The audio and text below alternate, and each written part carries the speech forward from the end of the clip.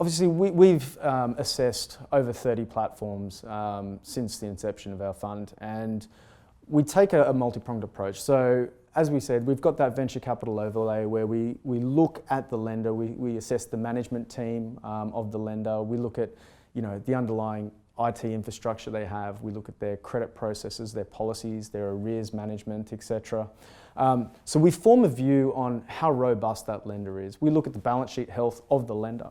And then we look at the target market that they're focused on and see whether there is a robust opportunity in the space that they're targeting.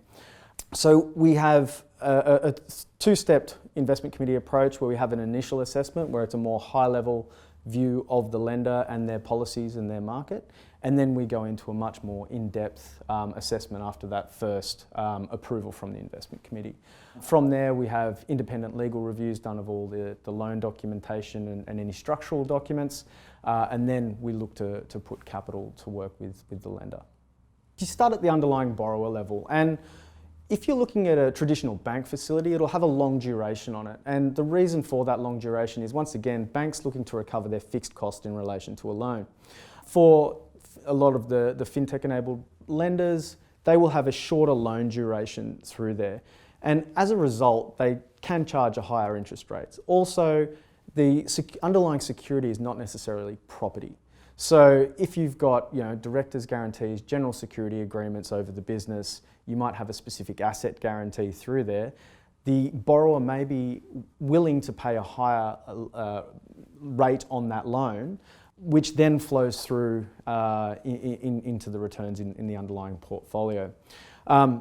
We do have the ability to participate throughout the capital structure, so we can take mezzanine positions, but we do always like to have the lender to have some skin in the game. So, if that portfolio performs well, they retain the upside on that portfolio. If it starts to show some strain, they are the first to lose money.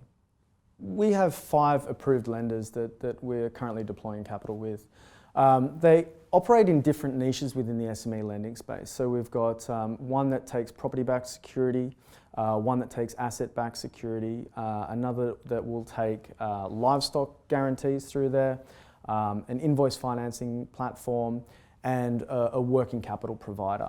So currently we have exposure to over 394 underlying borrowers, and we have a really strong diversification across industry within that portfolio. Also worth mentioning, one of the lenders, our cash flow lender, Banjo, has recently been provided a government guarantee, a 50% government guarantee on eligible loans that they write between the 30th of March and out to the 30th of September.